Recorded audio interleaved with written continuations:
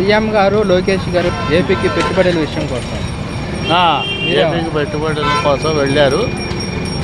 తప్పనిసరిగా వాళ్ళు మోదీని ఏ విధంగానైనా సరే మన ఆంధ్రప్రదేశ్ అభివృద్ధికి కావాల్సిన విధంగా వాళ్ళు తప్పనిసరిగా అది సాధిస్తారు. ఏమనుకుంటే అది సాధించడానికి వాళ్ళు పూనుకున్నారు. అది చేసి తీరుతారు.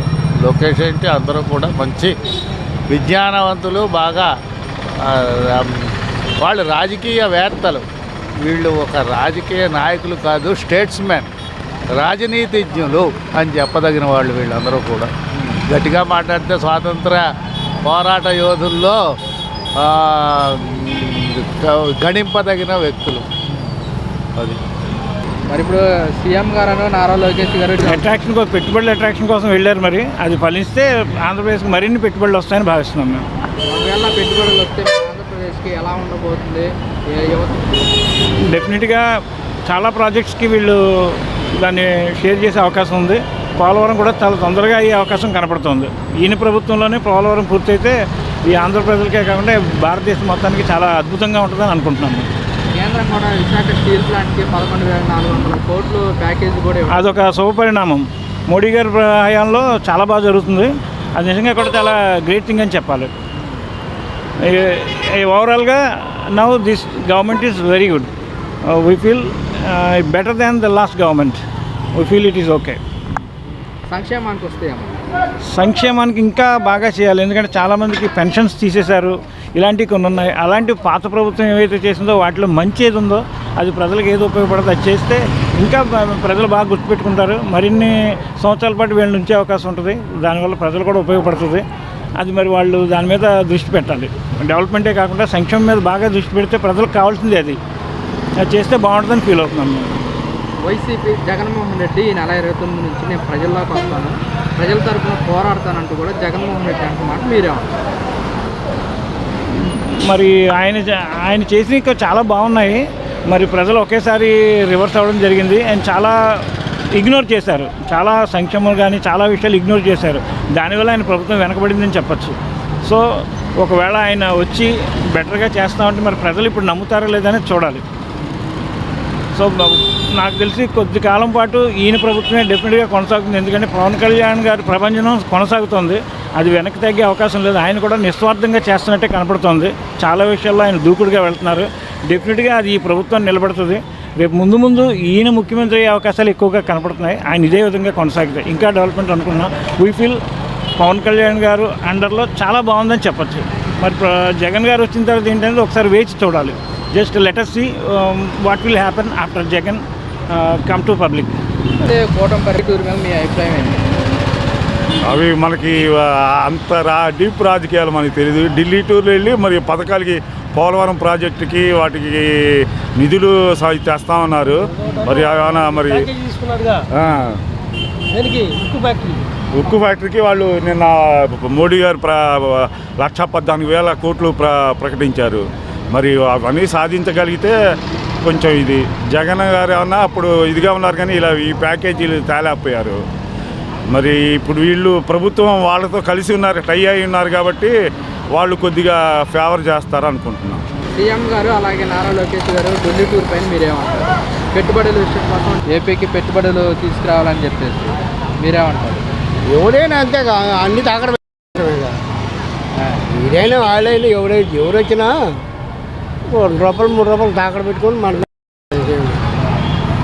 కరెంటు బిల్లు, ఇంటి పనులు, ఛార్జీలు పెంచడమే.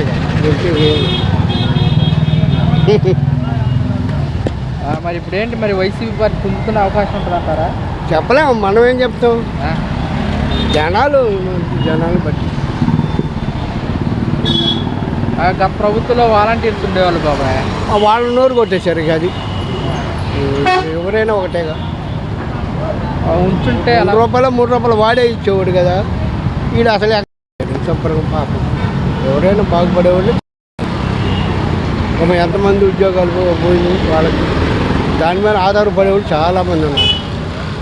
అది వాలంటీర్స్ ఏమంటున్నారంటే మమ్మల్ని ఏమో ఎన్నికల ప్రచారాలు కొనసాగిస్తామని 10,000 ఇస్తామన్నారు. అవును చెప్పాడు. లాస్ట్కి వచ్చేలాగా 0 పెట్టేశారు. అది ఒకటే తప్పు.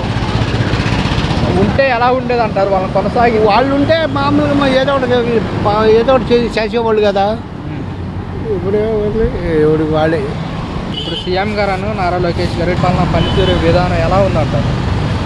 ప్రెసెంట్ బాగానే ఉందండి. వైఎస్ఆర్ పీరియడ్ కంటే టీడీపీ బాగానే ఉంది. ఇప్పుడు అమరావతి చాలా కంపెనీస్ అనేది వస్తుంది.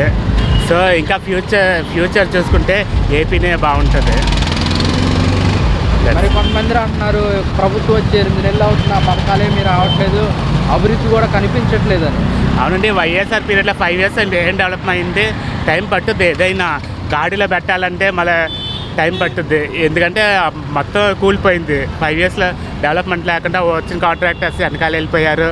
డెవలప్మెంట్ అనేది లేకుండా పోయింది. జస్టిస్ శంషేర్ పటాల్ జనాలు డబ్బులు ఇస్తారని చూసారే కానీ వైఎస్ఆర్లో ప్లస్ డెవలప్మెంట్ అనేది ఏం లేదు మనకు అమరావతి. ఇప్పుడు మన స్టూడెంట్స్ ఎవరన్నా నెక్స్ట్ జనరేషన్ బాగుండాలి, జాబ్స్ అంటే అందరూ ఇప్పుడు హైదరాబాద్లో చూస్తే సగం మంది మన ఆంధ్రాలో ఉంటారు. ఇప్పుడు ఏపీ డెవలప్ అంతా అవుతేనే ఇక్కడ కొంచెం డెవలప్మెంట్ అనేది ఉంటుంది. ఇప్పుడు ఎందుకంటే హైదరాబాద్ అందరూ వెళ్ళిపోతున్నారు ఇక్కడ కంపెనీస్ లేక. నెక్స్ట్ 10 years చూస్తే ఏపీ నెంబర్ 1 స్టేట్ క్యాపిటల్ అవుతుంది. మరి సీఎం గారు కూడా చెప్తున్నారు 3 ఏళ్ళలో అమరావతి పూర్తి చేసి తెలుగుదేశం ప్రజలకు అంకితం చేస్తారు. మీకు ఎలా అనిపిస్తుంది? నాకు స్టార్టింగ్లో చూసాను డెవలప్మెంట్ అనేది కన్ఫామ్గా జరుగుతుందండి. ఎందుకంటే ఈ నిన్నాళ్ళు ఇప్పుడు కాంట్రాక్టర్స్ కోసం చాలా ఇన్వెస్ట్మెంట్ అయింది. ఇవాళ కూడా చంద్రబాబు నాయుడు ముఖ్యమంత్రి గారు ఫారిన్ టూర్ వెళ్తున్నారు డెవలప్మెంట్ కోసం, ప్రాజెక్ట్స్ కోసం. సో నెక్స్ట్ జనరేషన్ ఏపీ సౌత్లోనే నెంబర్ 1 అవుద్ది. ఆ యువతకి ఉపాధి కలిగితే ప్యాకేజీలు తీసుకురావడానికి వెళ్తున్నారు, ఎలా అనిపిస్తుంది? కన్ఫామ్గా ఇప్పుడు అందరూ ఏపీ చుట్టూరే చూస్తున్నారు. ఎందుకంటే చాలా కంపెనీస్ వస్తున్నాయి, ఇన్వెస్ట్మెంట్ వస్తున్నాయి. ఇప్పుడు స్థలాలు అవన్నీ చూస్తే మన చంద్రబాబు నాయుడు చాలా బెనిఫిట్స్ ఇస్తున్నారు. సో మనదే డెవలప్ అవుద్ది. గతంలో ఇలాగ పెట్టుబడులు రావడానికి ముందుకు వచ్చేవాళ్ళు అంటారా? కన్ఫామ్గా వస్తారు. నిన్న కూడా ఒకటి జరిగింది. ఇప్పుడు ఏం గ్యారంటీ అని చెప్పి అడుగుతున్నారు కాంట్రాక్టర్స్. అయితే గ్యారంటీ అనేది కన్ఫామ్గా నెక్స్ట్ డెవలప్మెంట్ కన్ఫామ్గా ఉంటుంది. ఎందుకంటే స్టీల్ ప్లాంట్ వైజాగ్ ఎయిర్పోర్ట్స్ వస్తున్నాయి. ఇప్పుడు మనం రోజు న్యూస్ చూస్తే చాలా ప్రాజెక్టులు తీసుకొస్తున్నారు.